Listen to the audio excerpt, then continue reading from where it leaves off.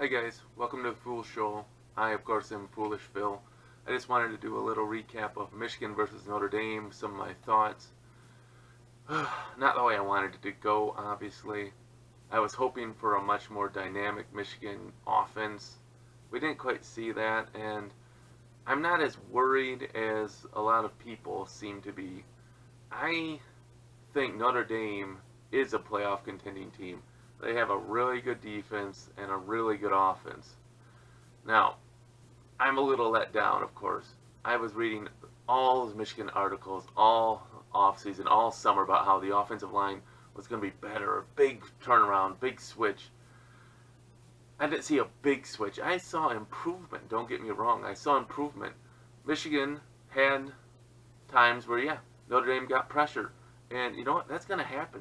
Good teams have good players who are going to get pressure. You need your quarterback to be a little mobile, a little, make a swing move this way or that way, get away from the defense, make a play. Shea Patterson could do that. We gave up 3 sacks. I know he got pressured more, but 3 sacks isn't terrible. Notre Dame looked pretty good to me. Now, time will tell, is Notre Dame really good? Or are they just like, meh? If they're just meh, then it's like Michigan's lost to them. It's like, meh.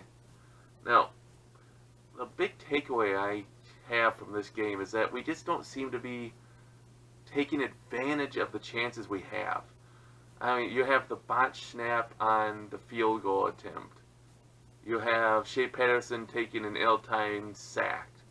I mean, it seemed, though, Notre Dame had a really, really good scheme. Higdon made a comment about that in the post-game. How, like, they were blitzing from all kinds of angles, and they just came with more numbers than we had. So give Brian Kelly major props for coming up with a good scheme to get results. Another time where Kelly was really smart, I admired him for this one. I don't really like Brian Kelly, even though he grew up coaching here at Grand Valley close to me at home. But our starting safety got kicked out of the game, right, for targeting, which I totally agree was a targeting. I don't even know why they bothered reviewing that one. If you want to look up a targeting penalty, that's it. What they do on that drive, they went right at his replacement, that safety, and yep, caught the touchdown right over him. He was right there to make the catch, and the guy reached over and took it from him. The first half seemed to be that way for me. Michigan was in position to make plays, those 50-50 balls. Notre Dame made the play, Michigan didn't. Before he even turned, the quarter, it was 14-0 Notre Dame. The defense seemed to be overthinking things. The defense seemed to not be playing naturally. They obviously settled down. After the first quarter, Michigan only gave up 10 points.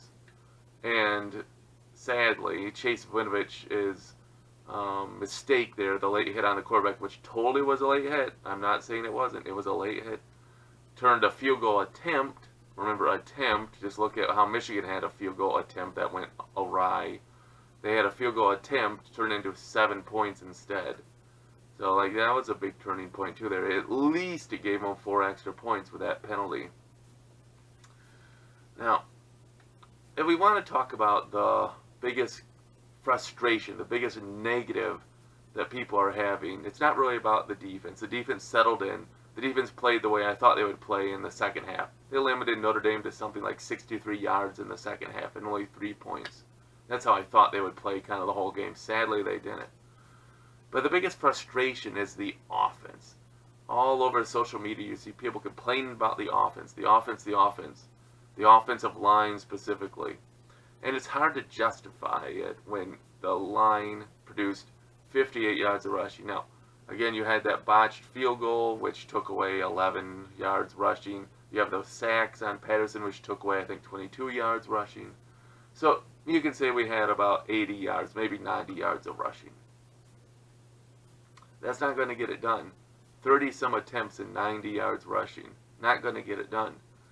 The last 4 losses Michigan has, they haven't gotten much more than 100 yards in any of them. And a few of them they have under 100, like in the 50s, like last week versus Notre Dame. I think Wisconsin they had in the 50s. Either way, the last 4 games, all losses. So this is Jim Harbaugh's 4-game losing streak now, which better in Ann Arbor next week versus Western Michigan. But got to run the ball better. Now, I saw in that first half, when we were trying to run the ball, I saw holes. I saw a lot where Higdon was just about to break through and like some Notre Dame player like trips him up with his arm. There were holes there. I'm not saying they were great. I'm not saying the offensive line was perfect, but I think the offensive line looked better than I thought they would. Notre Dame looked really good, and the offensive line did okay. I mean, I hope to see improvement. They should, in the next few weeks, Western Michigan, SMU, they should improve. But, you know, the looming schedule is really going to show what this team is when you get to Wisconsin and Michigan State, Penn State, Ohio State. Then you're going to see what kind of offensive line you have again. Michigan's got to shore things up. We lost the game. That's okay. I wish we won. Yeah. We were the only major program to go on the road for a game. The only one. The other big games all were at neutral sites. Right? We were the only one that went on the road, and I think that's a mistake. As I said, Michigan should not schedule tough games like this. Just look at your other competition in the Big Ten. Penn State had to survive Appalachian State, like on the anniversary where they beat Michigan. I was at that game, by the way. I was actually thinking wearing this shirt by then, too. But the App State game, they had to win in overtime. Michigan State beat Utah State on the last-minute touchdown drive. So the Big Ten didn't really look that great this weekend. Michigan didn't look that great this weekend. The difference was they were on the road, not at home, and they were playing a real team, not a supposed cupcake. No. That's on Michigan. Michigan's fault. If we were playing a cupcake at home, I don't think we lose that game. No.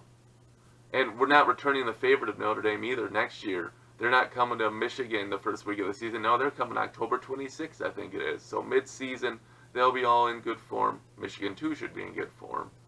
But I just think Michigan was just an idiot for signing that deal.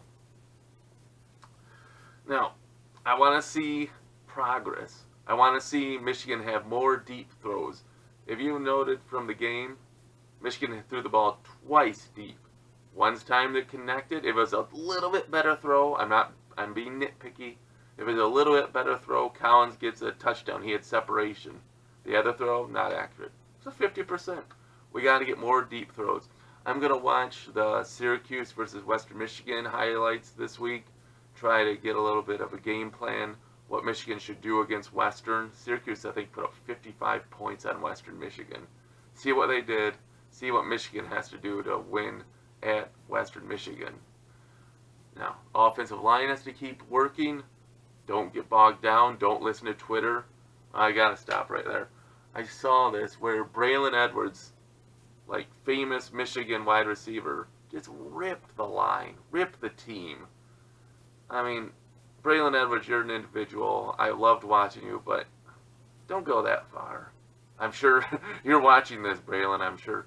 But, like, man, when you have former players ripping the team right now, that's just not right, man. That's just not right. These are, 18 to 22-year-olds who are trying their best. It's not like the offensive line is like, how can we blow this and let, Shea Patterson get pressured or sacked? How can we do that? They're not trying to lose, okay? Try to be supportive. That's the biggest thing I think you see with the fan bases. You have all the fan base was drinking the Kool-Aid, how Michigan was going to be this great juggernaut team. They lose. It was a pretty boring game, honestly. There wasn't much happening in that game. And the fan base then is like jumping off the cliff. Michigan's never going to win another game. We're never going to win anything. And if that's what your fandom is, well, when Michigan wins like 5 games in a row before Wisconsin or something like that, then they'll be back on like, all right, now we can go. Let's go get Wisconsin. So, your fans, that fan base, they go back, they go forward. This fan is all in for Michigan. Now, I wish Michigan would have done better, like I said, but it is what it is when you go on the road for a night game in a hostile environment. I wish they would have won. I wish they had the momentum. I wish they would have blown them out. Like I said, 27-10 would have been great. Didn't happen. pick up the pieces and get back at it. So those are just some of my Michigan thoughts. I hope you enjoyed it. If you want to comment about how you think about the offense, what do you think Michigan needs to improve the most on? I was really happy with how Shea Patterson actually looked. He seemed pretty accurate. He was elusive in the pocket when he needed to be. I'm happy with that. Dylan McCaffrey coming in too. Really sweet to see him come in and play well for the time he had to when Patterson was cramping. So, if you have any comments, put them below. If you like this video, give it a thumbs up. If you really like this, give me a subscribe. I appreciate it. Thanks, and as always, go Blue.